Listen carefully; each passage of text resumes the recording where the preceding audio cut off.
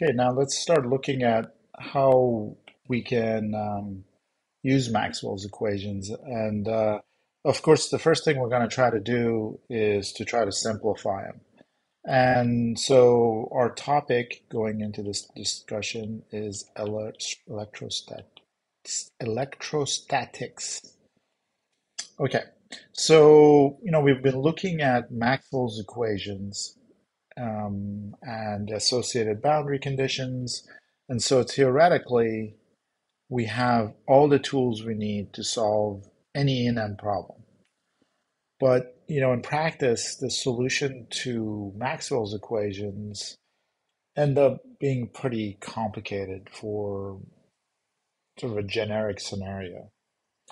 Um, and so it's a very complicated solution. So it's not that easy to use Maxwell's equations. Of course, we can use it in plane wave, a lot of very useful applications, but in any average everyday application, it's kind of difficult to use to solve these four equations. Now, fortunately, there's some very practical situations where things are not time varying or they're varying at low enough frequency that we can pretend like things are not time varying. And therefore, the name in this particular case, electrostatics, meaning that the electrons are static or non-moving. And so that really simplifies, basically gets rid of the time varying version sections of Maxwell's equation, makes things a lot easier. Um, so let's see. So typically, in a static field, so look at it. You end up with when we solve. So these are basically kind of a couple of equations come out of this. They're called Laplace's and Poisson's equations.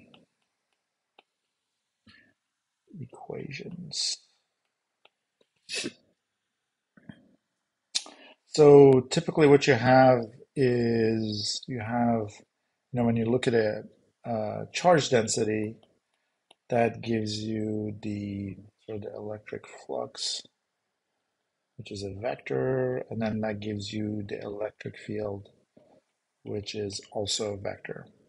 Now, if we look at the magnetic part of things, so we have from Maxwell's equation, we have del cross H is equal to the current density plus the change in the electric flux. But we're claiming that this guy, it's static, so it's not a function of time in these particular problems, not a function of time for electrostatic problems.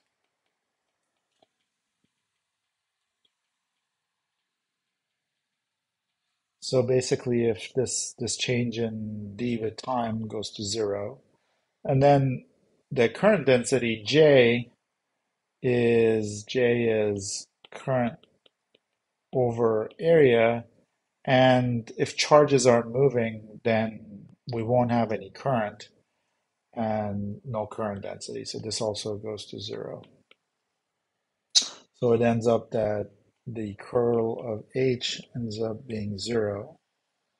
And therefore, um, there's no magnetic field because there's no current. And so this also makes B equal to zero.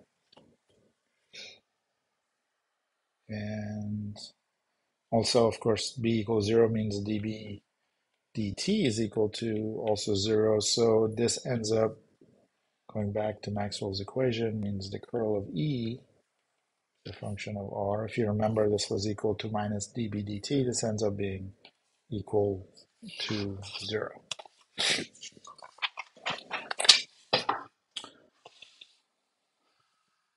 So basically, we end up with a couple of things. So for all of electrostatics, so for all electrostatics, instead of needing all four of Maxwell's equations, we just need to solve two equations.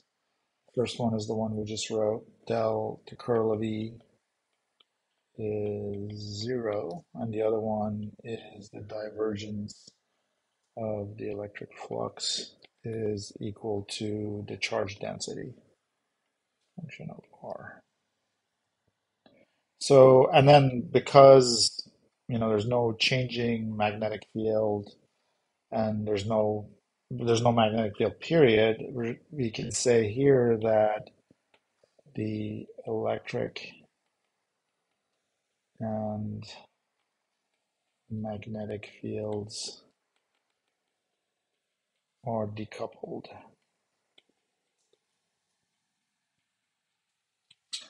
All right.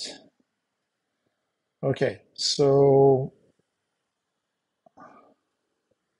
it seems like we're in good shape because if we have, again, if you have the charge density, from there we can get the electric flux, we can get the electric field from there.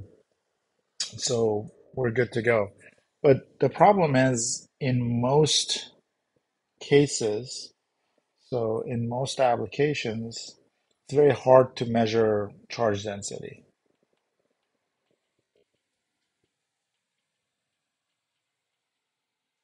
So for example, imagine you're in the lab and you're trying to figure out what's going on with your capacitive circuit. It's really hard to measure charge density directly.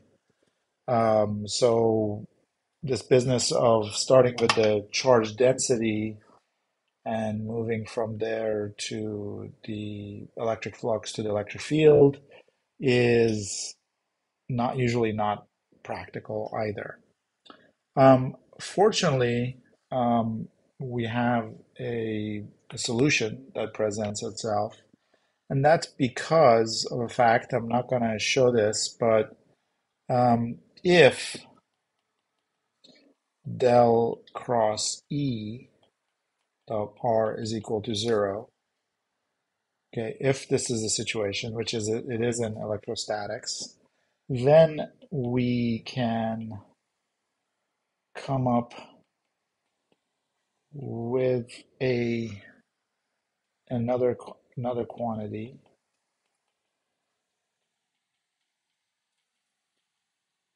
called potential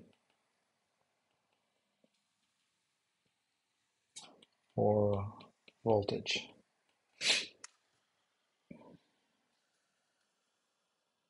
So in fact, this voltage is potential is what we typically start use as a starting point in the lab because we have easy ways of measuring the voltage on a node, the potential on a node. So in fact, what you do is in a typical problem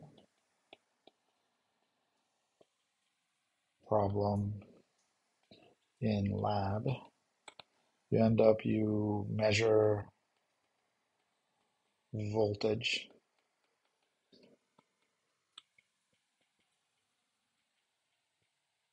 potential. From there, you get the E field, and from there, you get the D field, and from there, you get the charge density. That's what you typically end up doing. So, so okay, okay, great. So we have this potential, but how do we come up with the potential? So it turns out, again, I'm not going to show this to you guys, but it turns out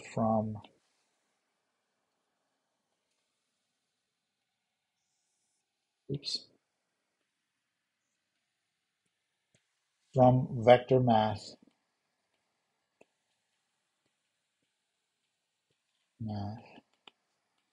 if we have this situation, then we can define something called basically we can define, so this is not just for the electric field, but anytime you have a vector field where the curl of the vector field is equal to zero, then you can define the vector field as the gradient of a scalar field. In this case, we call that V or potential. So if curl of vector field is zero, we can define vector field as gradient of scalar field.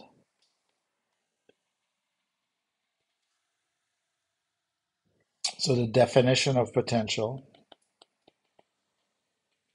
for electric potential,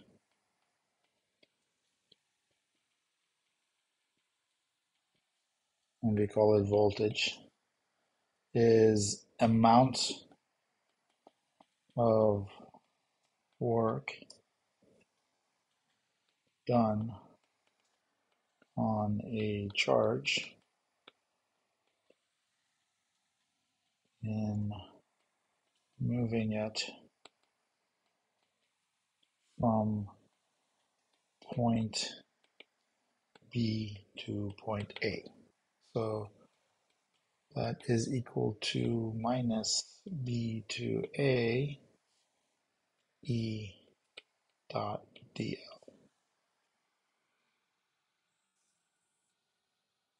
So let's say you have electric fields. Let's say the electric field is defined in this direction. We have electric fields going like that. And then we have a charge at a location B, and then we want to take that charge to location A. And let's say we took a funky route to get there. At any point, we pick the this line segment, very tiny line segment, DL, and then we figure out the dot product of that direction with the direction of the force. So the work is defined as the small the um, the tiny bit of work required to take this across this small segment, and you sum all the works together across all the DLs to get from B to A, however way you get there. Okay, so dW is equal to minus F dot dl. This minus here is because we are finding work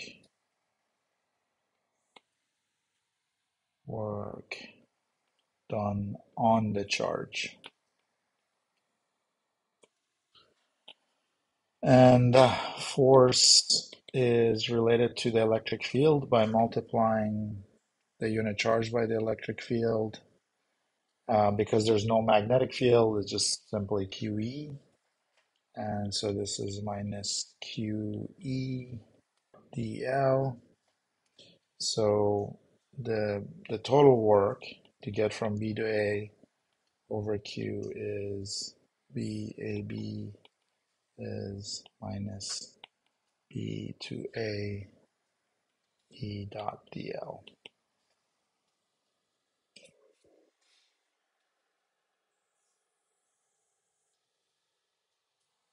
And so this is the starting point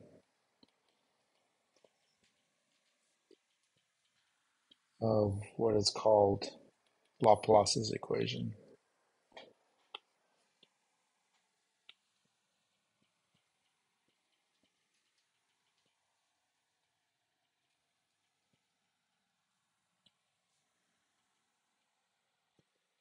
Is E is the gradient of V.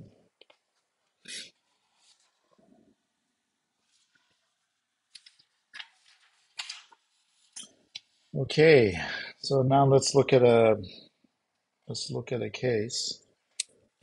Let's look at a surface where and assume no charges inside. So assume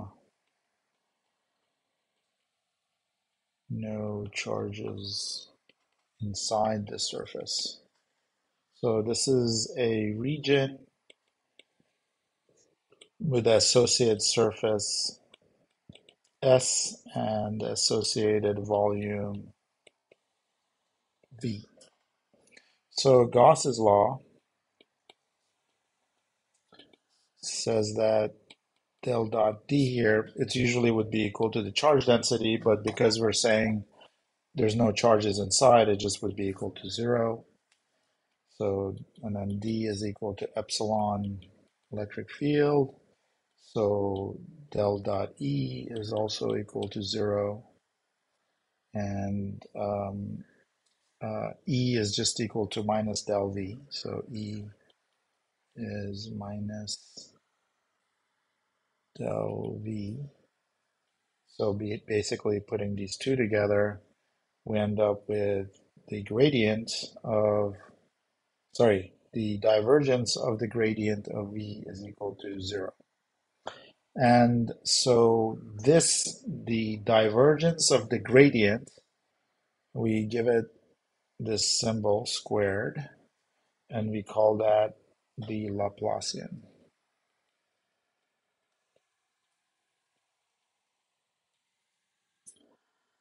And so the Laplace's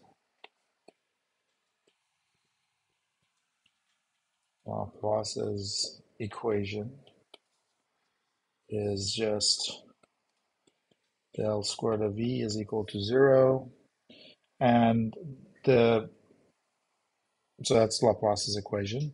In rectangular, only in rectangular coordinates,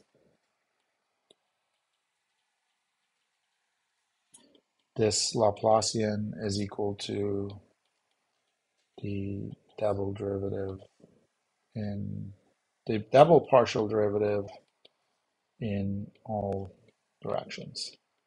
So remember, this is only in the rectangular coordinates. In spherical and cylindrical coordinates, I guess it ends up being a fairly complicated relationship.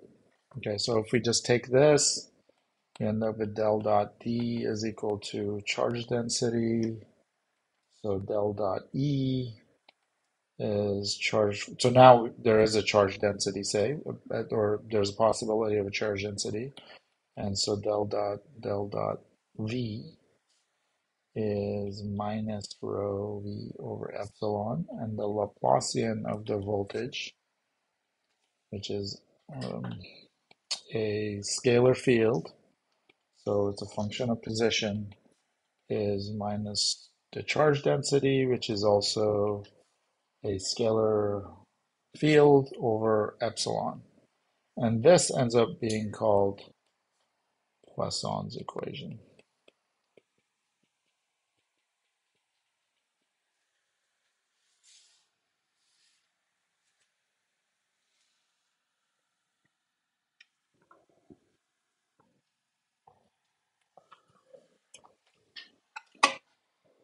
So it turns out, in a typical situation, it's a lot easier to solve these equations. So let's look at a situation where you have a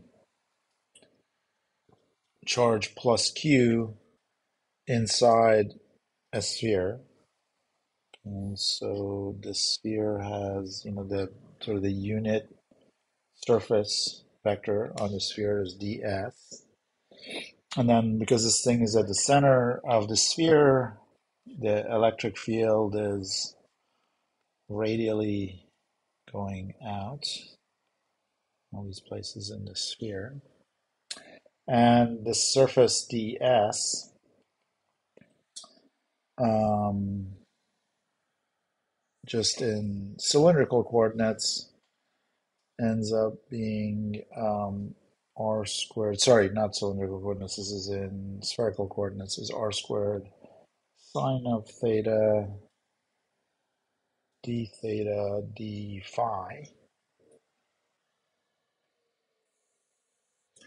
and and then also E is equal to E sub R of R. The reason for the sub R is in this case because the unit charge is at the center of the sphere, the E field only has radial component.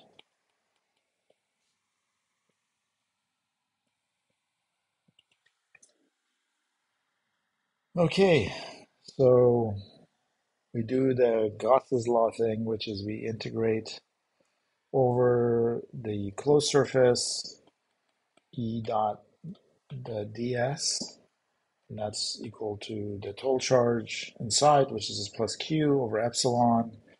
And since we took the simple case of this being a sphere, our integral ends up being very easy. It ends up being E sub r 4 pi r squared, which is the surface of the sphere, is q over epsilon, and E sub r is q over 4 pi epsilon r squared. Now, on the sphere, potential on the sphere is V sub A, is the work that it took to bring this test charge we're going to bring from infinity to the point A, which is on the surface. So A is any point on the surface over the electric field 4 pi epsilon r squared r dot r dr. So this is the field in radial direction, and this is the path in the radial direction. So because if you think of anything coming from infinity to our sphere, the path has to be kind of just radially coming in radial direction. And let's say we define this is pretty typical, the voltage at infinity to be equal to 0.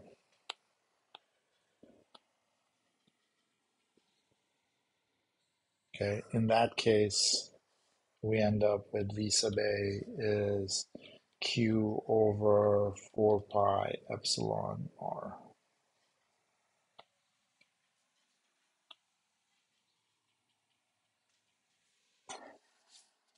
Okay, let's see.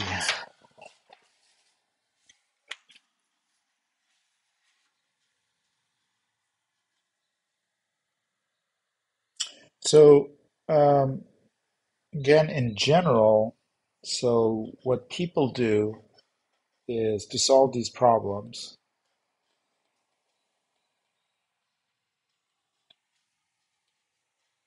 to solve these kind of problems, to solve electrostatic problems.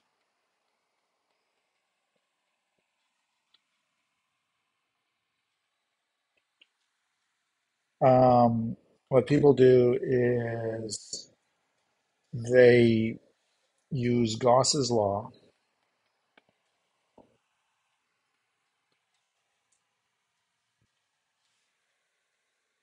and symmetry,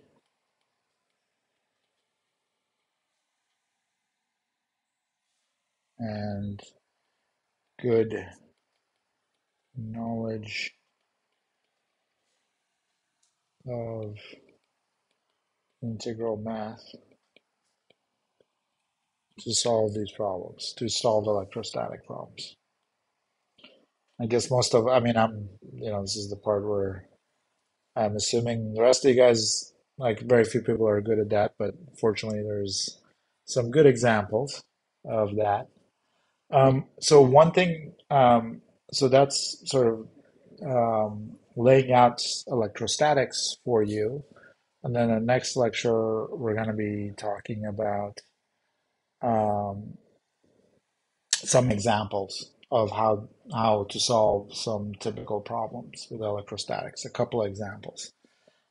Just wanted to leave you guys with one very important thing, which comes out of the equations, which you guys want to be very careful about this.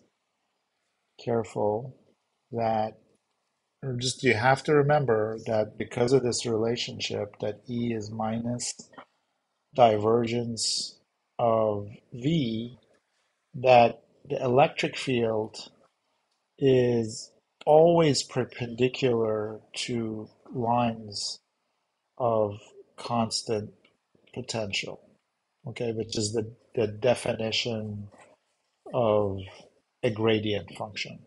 So just wanted to remind you again, it comes with the math, but just a reminder that this is always the case, is when you have lines of equal potential, the electric field is always pointing vertically to those equal potential lines.